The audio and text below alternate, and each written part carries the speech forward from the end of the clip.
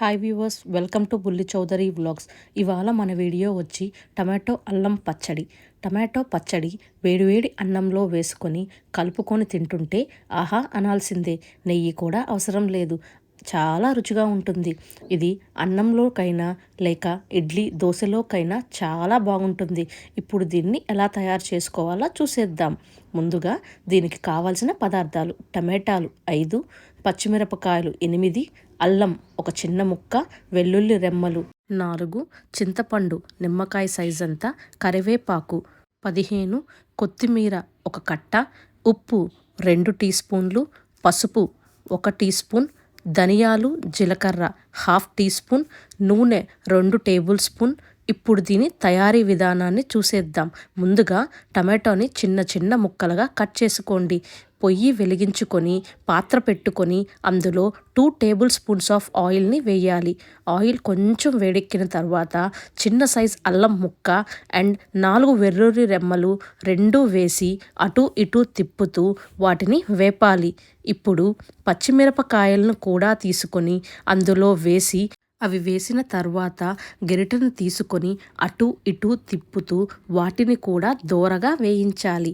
15 కరివేపాకు రెమ్మలను తీసుకొని అవి కూడా ఇందులో వేసి వాటిని కూడా వీటితో కలిపి ఒకసారి వేపాలి.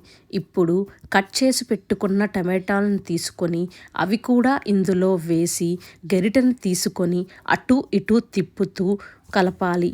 కొత్తిమీరను తీసుకొని అది కూడా ఇందులో వేసి వీటన్నిటినీ ఒకసారి నీట్గా కలుపుకోవాలి. 1 టీ స్పూన్ ఆఫ్ పసుపుని తీసుకొని అది కూడా ఇందులో వేసి ఆ తరువాత 1 టీ స్పూన్ ఆఫ్ ఉప్పును కూడా వేసి ఇప్పుడు వీటన్నిటినీ ఒకసారి బాగా కలిసేటట్టు గరిటెను తీసుకొని అటు ఇటు తిప్పుతూ బాగా కలపండి. కలిపిన తర్వాత దాని మీద ఒక మూతని పెట్టండి. సో దట్ అది కొంచెం లైట్గా ఉడకాలి. కొంచెం సేపు తర్వాత ఒకసారి మూతను తీసి మళ్ళీ ఒకసారి కలపాలి.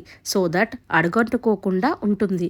ఇది ఎంతసేపు ఉడికించాలంటే టమాటాలోని వాటర్ అంతా పోవాలి. అప్పటి వరకు దీన్ని బాగా వేపాలి. ఇదంతా ఒకసారి కలిపిన తర్వాత మళ్ళీ ఒకసారి మూత పెట్టుకొని కొంచెం సేపు దాన్ని ఉడకనివ్వాలి. ఇంకొంచెం సేపు తర్వాత మళ్ళీ మూత తీసి ఒకసారి మళ్ళీ వాటి అన్నిటినీ కలపాలి. చూడండి, ఇప్పుడు కొంచెం టమాటోలోని వాటర్ అంతా పోయింది. అలా నీరు తగ్గిన తర్వాత చింతపండుని తీసి అది కూడా ఇందులో వేసి దాన్ని కూడా దీంతో పాటు మళ్ళీ ఒకసారి కలుపుకోవాలి. చింతపండు కూడా ఇందులో ఉడకాలి. అది ఉడికేంత వరకు అటు ఇటు తిప్పుతూ కలుపుతూనే ఉండాలి. అలా కలపడం వలన అడుగంటుకోకుండా ఉంటుంది. ఇప్పుడు మళ్ళీ ఒకసారి మూత పెట్టి మళ్ళీ వాటినన్నిటినీ ఉడకనివ్వాలి. ఇది ఉడికిన తర్వాత మళ్ళీ ఒకసారి మూత తీసి చూడండి, ఆయిల్ అనేది బయటకు వస్తుంది. అంటే అది కుక్ అయిపోయినట్లే. ఇప్పుడు ధనియాలు జీలకర్రలను వేసి అవి కూడా బాగా వేగేటట్టు గరిటెను తీసుకొని కలుపుతూ దోరగా వేయించాలి. ధనియాలు జీలకర్ర కూడా వేగేశాయి. ఇప్పుడు గ్యాస్ ఆపి వీటిని చల్లారనిద్దాము. కొంచెం సేపు పక్కన పెట్టండి. అది ఆటోమేటిక్గా చల్లారుతుంది. చల్లారిన తర్వాత దీనిని మిక్సీ వేద్దాము. ఇప్పుడు 1 టీ స్పూన్ ఆఫ్ సాల్ట్ ఇందులో వేయాలి. Already teaspoon of salt ఇంతకు ముందే యాడ్ చేసాం కాబట్టి ఇదైతే సరిపోతుంది. మిక్సీని వేసి ఇప్పుడు చూపిస్తున్న విధంగా బరక వేయాలి. మెత్తగా వేసుకోవద్దు. ఇప్పుడు బౌల్లోకి ట్రాన్స్ఫర్ అయితే చేసుకుందాం. మన పచ్చడి రెడీ అయితే అయిపోయింది. ఇప్పుడు దీన్ని టేస్ట్ అయితే చూసేద్దాం. వేడి అన్నంలో నెయ్యి వేసుకొని కలుపుకొని తినండి. మామూలుగా తినేదానికంటే ఒక ముద్ద ఎక్కువే తింటారు. ఇది 1 వీక్ వరకు నిలవ ఉంటుంది. Please like, share and subscribe.